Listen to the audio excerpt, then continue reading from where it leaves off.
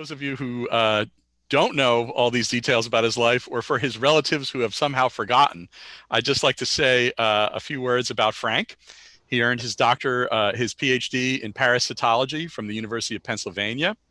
After some really interesting field work as a parasitologist, he became an assistant professor of microbiology at Jefferson Medical College, and then became a longtime professor of biology, 1962 to 1994, and associate dean of the College of Arts and Sciences at Seton Hall University. And in his retirement, he has done a great deal of medical history work, particularly work for our organization, the Medical History Society of New Jersey. He was a longtime secretary and treasurer, but really he did some outstanding scholarship, some of which you'll be hearing tonight. And also on our website is his terrific Guide to Medical History Resources in New Jersey, published in 1999, and really still the best thing out there for an overview of the state's historical resources. So with that, I would like to begin by sharing my screen, and I'm going to show you, Frank's going to start talking once I do that. And then there's a few slides up in the beginning of his talk, and then we're going to stop sharing the screen and show Frank, and there's one last slide toward the end. So just giving you a heads up on what's going to happen now. And so Frank, as soon as I share my screen, we can get started, okay? Thank you. Thank you very much. Okay, hold on.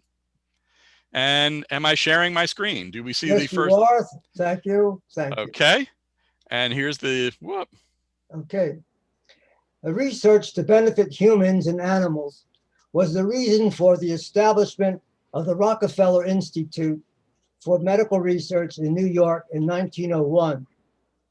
The Institute opened its first building on 66th Street in New York City in 1906. In opposition to its use of animals, which are necessary to achieve its goals, began shortly after that. That's right. For example, the local New York Antivivisection Society set up a booth near the Institute and directed persons who had lost a dog or cat to look for it at the Institute. In 1907 and 1908, the Society for the Prevention of the Abuse in Animal Experimentation, hereafter just referred to as SP, was involved with legislative matters in the state of New York, wanting to protect legitimate scientific work while promoting anti-vivisectionism. That was a precursor to their later arguments in the state of New Jersey. To raise and keep animals, which could not be done in the city, such as horses and bovines, the Institute in 1907 purchased a 97-acre farm in Clyde, New Jersey. In his thorough history of the Institute, George Corner noted that shortly after the farm was in operation, a reporter for the New York Herald visited and then wrote an article for the newspaper in which he said, "It is by no means improbable that the Rockefeller Institute and its animal farm will become the anti-vivisection storm center of the world." Members of anti-vivisectionist groups, upon learning the purchase was going to be made, began to voice their objections. Among them were David Belays, president of the New York Humane Society, representing the American Anti-Vivisection Society, and Diana Belays of the New York Anti-Vivisection Society. Opposition to the farm became violent when, as it was reported on November 27th, 1909, there was a fire at the farm, probably arson, which destroyed buildings and killed and harmed animals. The announced purpose of this farm was for the breeding and care of laboratory animals and the supply of farm products. That there was experimentation there is suggested by Corner's reference to Alexis Carrel's convalescent dogs. Presumably, the surgery he performed took place there, but I do not know the extent of experimentation on animals at the Clyde farm. The fire at the farm did not cause the Institute to leave New Jersey, but rather to find a new place in that state. That was done despite the knowledge that in New Jersey, medical investigations were to be performed only under the authority of some regularly incorporated medical society of the state. New Jersey first officially became a party. My first patient was intubated in months. And we've really, I thought we were doing such a great job of keeping people out of the ICU, keeping people off the ventilator. Are you asking me I'm sorry, Bob. Say it again. You asking a question? Yeah, there was interference. Sorry, Frank, there was a little interference. Not sure what happened, but you can continue. That's my fault. That's my fault, and I apologize. I think I've stopped it. I beg your pardon, Frank. If everybody could mute themselves, that'd be great. Shall I go on? Yes, please, Frank. New Jersey first officially became a party to restrictive animal experimentation codes when its legislature approved in April 1868 a public law that incorporated the New Jersey Society for the Prevention of Cruelty to Animals. The law was revised in March 1880 to include scientific experiments. Quite possibly, there was also concern at the Institute that the work expected to be done in New Jersey would be that unique that the person appointed to be the external supervisor would not be qualified to oversee the research. Simon Flexner was selected to be the director of the Institute. Prior to assuming that position, he was professor of pathology at the University of Pennsylvania and had made major contributions to the knowledge and management of such diseases as dysentery, bubonic plague, and polio. He served as director from July 1, 1903 through September 30th, 1935, and played a major role in the Institute having facilities in New Jersey and its combating anti-vivisectionism in both New Jersey and New York.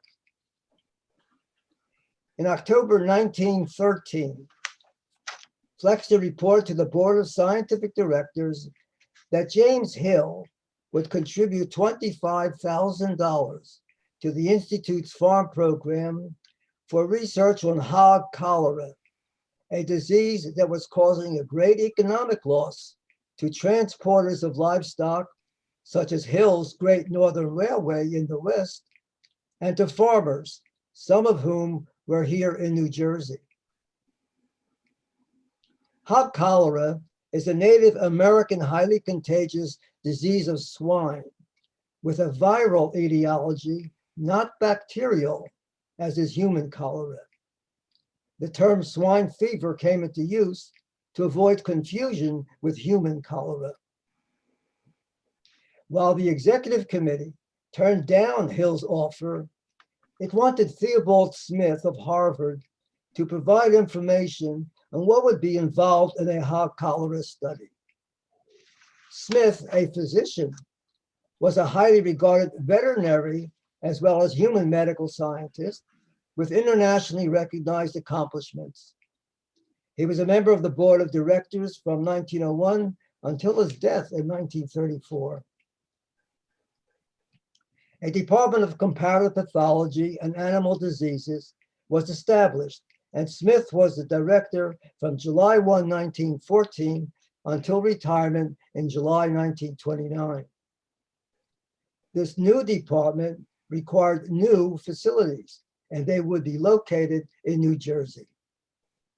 At a June 1914 meeting of the board, Flexner reported that he had met with the governor of New Jersey, James Fielder, about the law of the state on animal experimentation. He and the Institute manager, Henry James, were going to draft a bill to be given to the New Jersey legislature at its next session, and the Institute was going forward with its plans for the new site. William Hughes, assemblyman of Passaic County, introduced a bill, number 486, that called upon the governor to create a commission to investigate and report upon the condition of the practice of human and animal experimentation in the state, and to show what regulations are necessary to prevent cruelty to human beings and to animals. The bill was referred to the Committee on Public Health. James learned that this bill was in fact drawn up by Frederick Bellamy, the Secretary Treasurer and major spokesperson for the SP. Several years before Bill 486 was introduced to the New Jersey Assembly, Bellamy, in a circular letter, stated the position of that society. Every document that we have issued and every measure that we have favored demonstrates that we are not anti-vivisectionists. Employing what the English philosopher Herbert Spencer wrote in 1895, we consider as wholly unjustifiable the common practice of subjecting animals to torture in the laboratory or classroom merely for the purpose of demonstrating well-known and accepted facts. We believe, therefore, that the common interests of humanity and science demand that vivisection, like the study of human anatomy in the dissecting room, should be brought under the direct supervision and control of the state.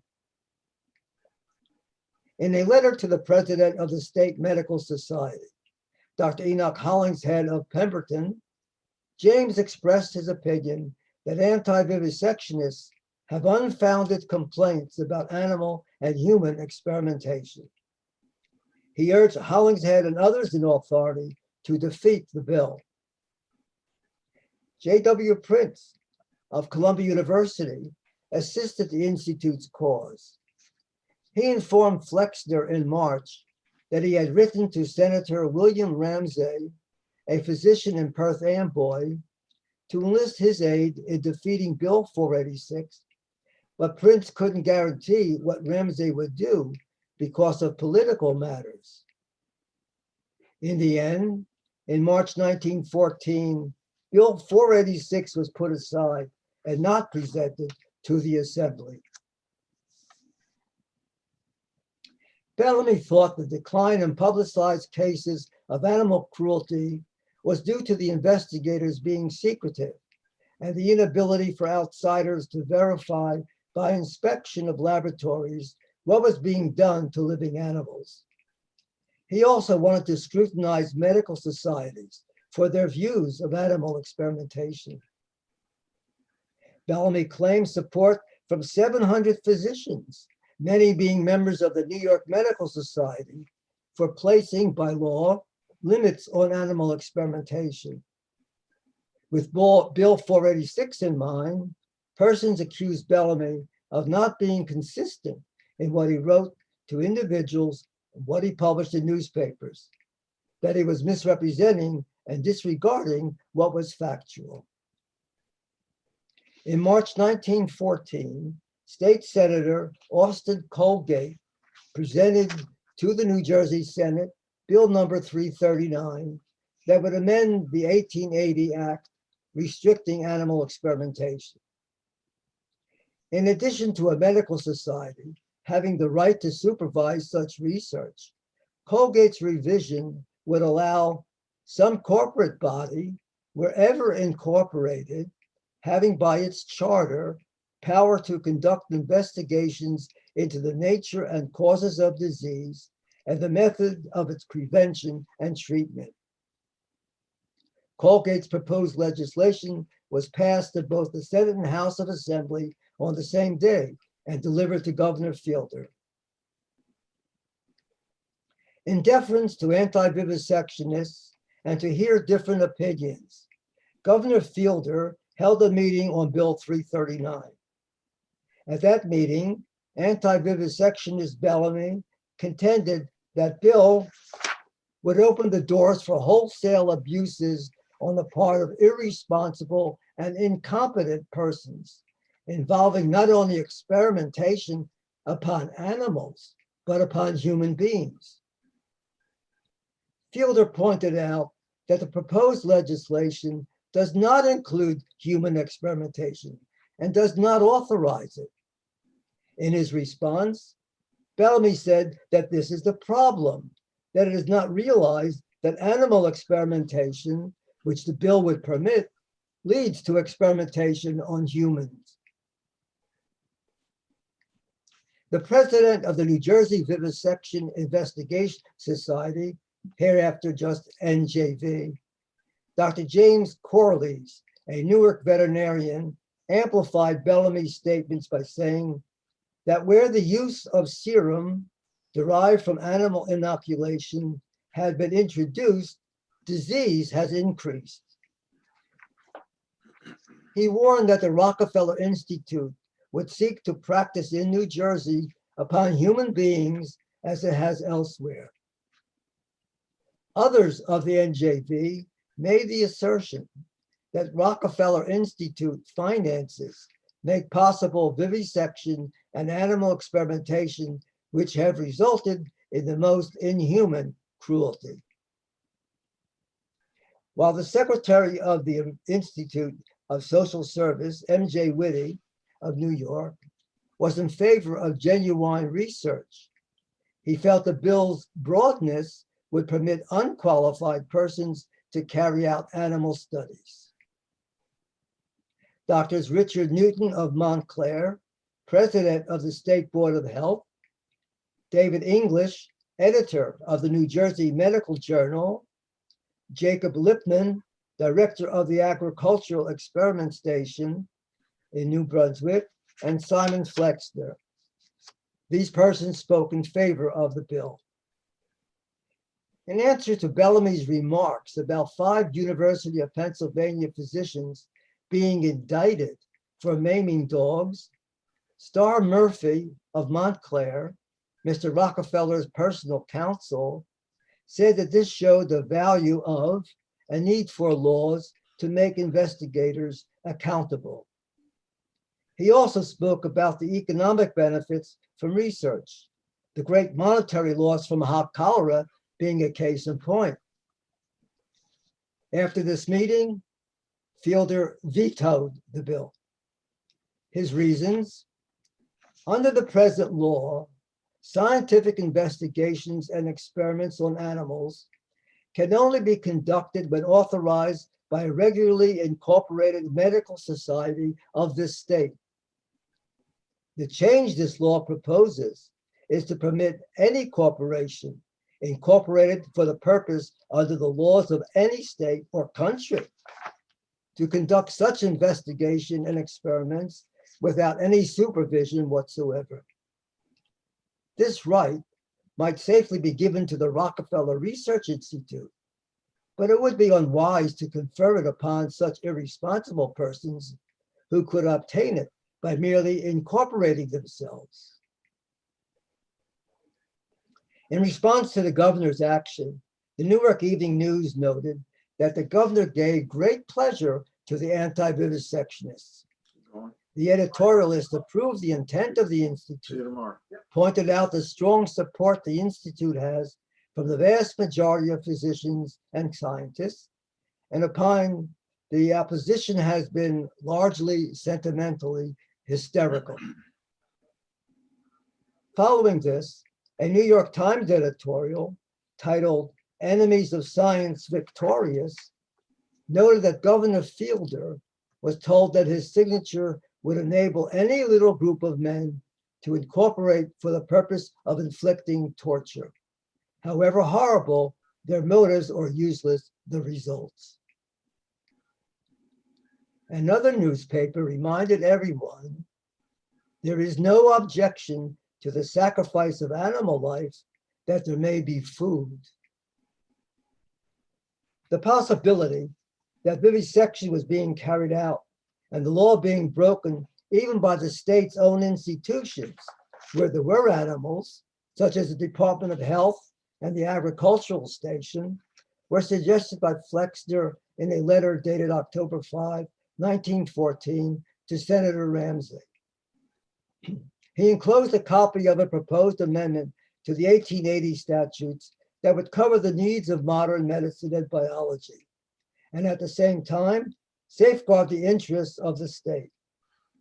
This new proposal to amend Senate Bill number 339 removed the reference to corporations, to which Fielder objected.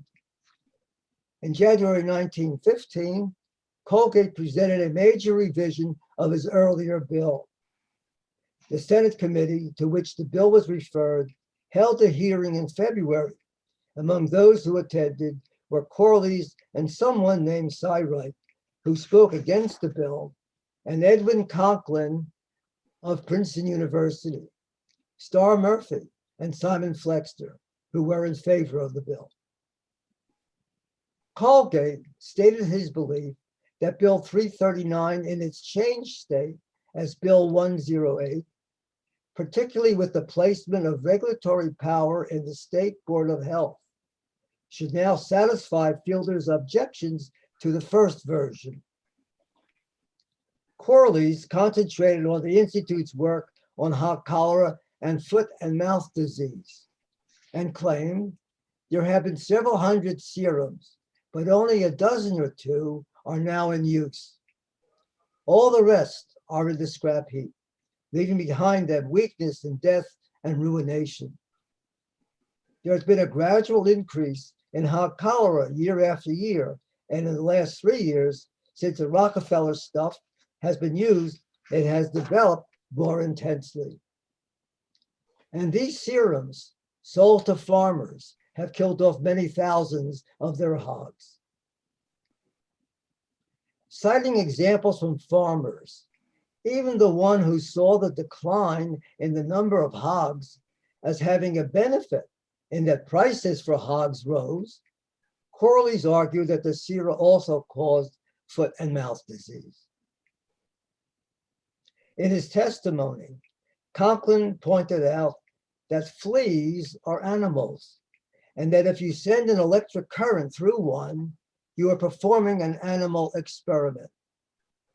He used this curious example with regard to difficulties that might be encountered with the existing law, where no animal experimentation of any sort is permitted except after we get the permission of the medical board. Bill 108 would remove this obstacle to a researcher's project, and therefore its passage was essential. Corley's had earlier asked, why does the Institute want to be in New Jersey and change the law? Murphy answered, in order to carry on the work of experimentation. We have been given a gift of $1 million for that purpose. It is necessary to have a large area. You can't have a farm in New York City. Our sole purpose in asking for legislation is to enable our institutions to come here. In his remarks, Flexner first related the story about Hill and his offer being rejected. However, studying the diseases of animals that were of economic importance became a good idea, especially since money would be available from Mr. Rockefeller, especially if the right person were in charge. That person was Theobald Smith, and with his acceptance of the appointment, Mr. Rockefeller made his gift. As to the location of the laboratories for such work, Flexner added to what Murphy had maintained. One reason why New Jersey is peculiarly suitable for the establishment of such an institution is that it is an agricultural state. It has, as Professor Lipman told you, coped with the very large problems already with respect to the economic diseases of animals. New Jersey is a little warmer than upstate New York, and we would have, as it were, a larger open period for our work. By the end of March 1915, Bill 108 had been approved both by the Senate and the Assembly.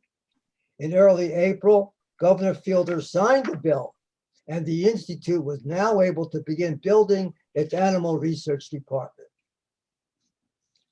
In its review of the highlights of the approved legislation and what the Institute may now do in the state, the Newark Evening News was wrong in stating that $300,000 was donated by James Hill to be used in research work relating to hot cholera.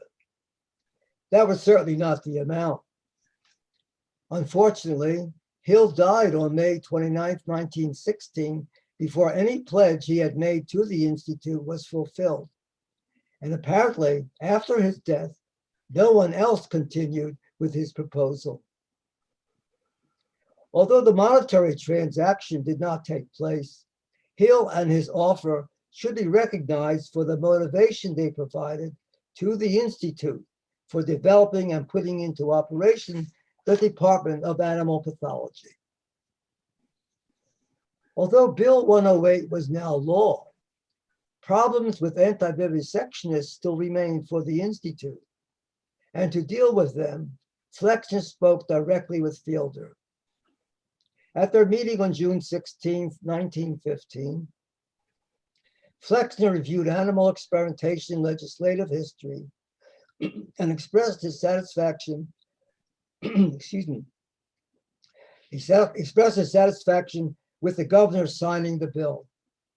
However, Flexner pointed out, the same forces engaged in obstructing the bill in the legislature were now engaged in endeavoring to thwart its dealings with the Board of Health.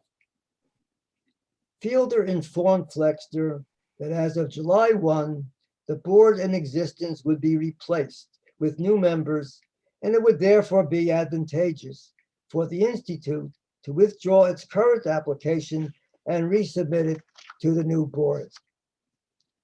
It appears that is what was done with satisfactory results. The Institute now purchased property near Princeton that eventually became 800 acres in size. While the construction of the buildings was not completed until 1916, the department's research began in 1915 in Princeton University laboratories. Theobald Smith continued to work on histomoniasis, a serious protozoan disease of domestic turkeys, which he began at Harvard. Another researcher was Rudolf Marchand, an entomologist from Leipzig, Germany, who investigated New Jersey deer flies.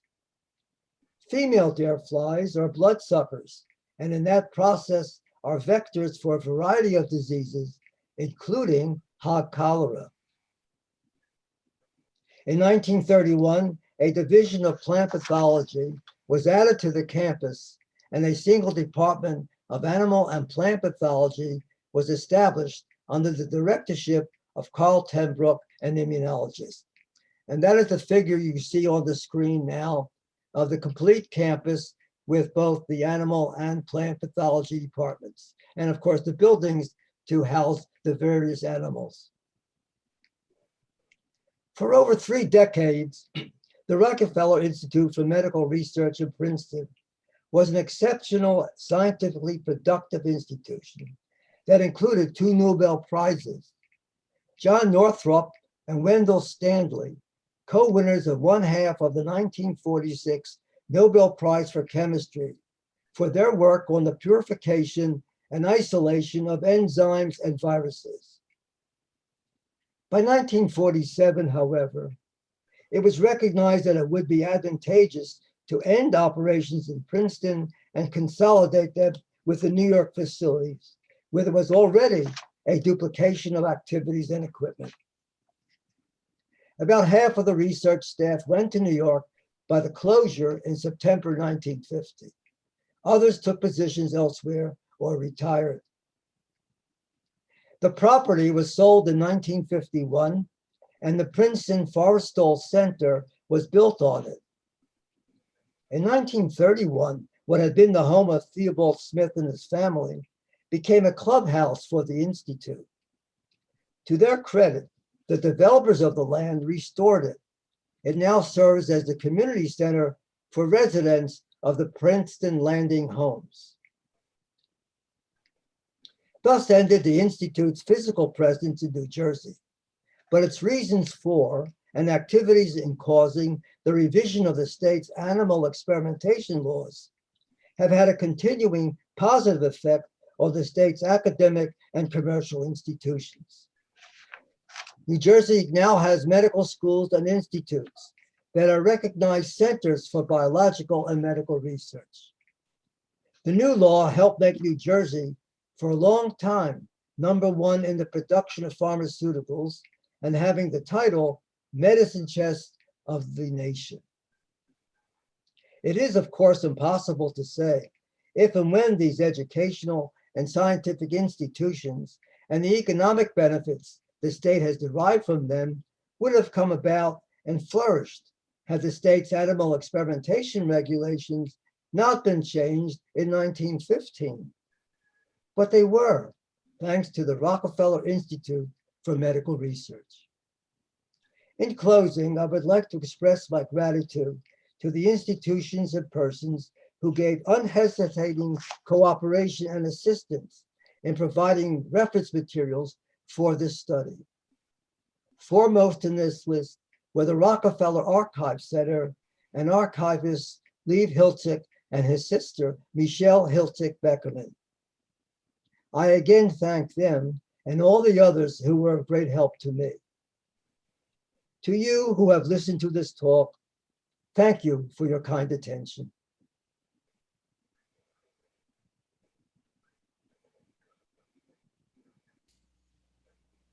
You have to unmute. Thank you, Bob. Thank you. Thank you. Thank you, Mike. Thank you. Thank you. Linda, can you unmute everybody? And if anybody has any questions, feel free. Dr. Nevins? Comment. Can you hear me? Am I Yes. unmuted? You're good. This is You're good, a son. marvelous piece of original research, which involved an enormous amount of communication and experience on Frank's part. And I think this is just an excellent original piece of medical research, medical history research. And I hope that this will be a permanent record of Frank's work. Having read it about 13 times as I tried to get Frank to cut the words down a little bit, and he did a great job. Thank you. Thank you. But it's a very important piece of research and just wonderful primary source research. Thank you, son. Dr. Nevins? Frank, I happened to read the paper, which is, as you know, posted on the Medical Society's website. It happens that a bunch of us have been very, very engaged and interested in the Rockefeller Institute, especially after 1931 and when it opened in Princeton recently. Several of us have been engaged in commenting on a recently published book. That's what you have to just click on here. So if you didn't get this. Well, a book called Suspect Number One, which has to do with the Lindbergh kidnapping, the kidnapping of the infant son of Charles Lindbergh. And the author of this book alleges, I think it's about 700 pages long, that Charles Lindbergh, that this was an example of infanticide, and that Alexis Carrel and Lindbergh involved, really did human vivisection on Lindbergh's son for eugenic purposes. And that was presumably done at the 800-acre Princeton campus in March 1932. It became a cause célèbre around the world because Lindbergh was the most famous person. And this author of the book, who was a judge in California, spent several years researching it. Several of us have personally spoken to her at the society meetings, and we have our own thoughts about her theory. But it's interesting that it was performed close to the Lindbergh home, which was in Skillman, and presumably the dirty deed was done in a laboratory at the Rockefeller Institute, the campus in Princeton. I know that your book emphasizes the events of 1915 and 1916 and the vivisection law. But if the premise of this book is correct, it was considerably more than vivisection. It was murder and infanticide. I won't comment any further about the validity of that book. But I certainly enjoyed reading your paper and hearing it live tonight. Thank you. We certainly know that Charles Lindbergh was a nasty man in the end, with a double family and a double life. Well, now you know he might have been even nastier than you thought, George. I cannot imagine anything worse. I cannot imagine anything worse of Charles Lindbergh than he really was. Right. He was a phony. He was brilliant. He and Alexis Carrel certainly did some amazing work on tissue culture.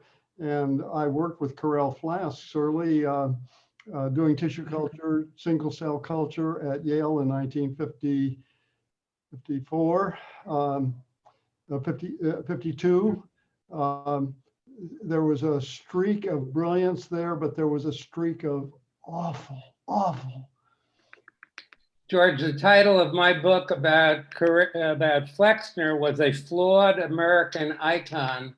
I think the same thing could have been said for his buddy Alexis Carrel, and for that matter, his brother Simon Flexner, who Frank has mentioned several times in this presentation. Would you know it that Flexner showed up at the New York hospital when I was an intern with a leech bite on his very old man, 1957. One of the Flexners, I don't know which one it was, showed up with a black eye and 3 little marks under it. And I wondered what that was. And he said, well, I put a leech on it. I know that there was a hand raised from Josh and Tamar Katz. Yes. I was wondering, you mentioned at the end that about 50% of the staff at Rockefeller in New Jersey relocated to New York. I'm curious, do you have any information on the other 50%? Are they the ones who seeded the departments that would ultimately evolve at the various New Jersey institutions, be it Princeton or Rutgers or others that are centers of academic excellence today? Does Rockefeller have that influence today, in New Jersey's universities, or did they disperse? As far as I know, they dispersed, Josh. But let me go back for one moment to Alexis Carrel. All of those who have had, for example, heart surgery, I being one, are grateful to Carrel's surgical techniques with regard to joining together blood vessels. Am I correct about that? Yeah. In spite of his other flaws. But with Lindbergh at the Rockefeller Institute in New York City, Lindbergh and Carrel developed an artificial pump, which was the precursor of the modern cardiac pumps, which opened the door for heart surgery. So we have to give them credit for that. Right.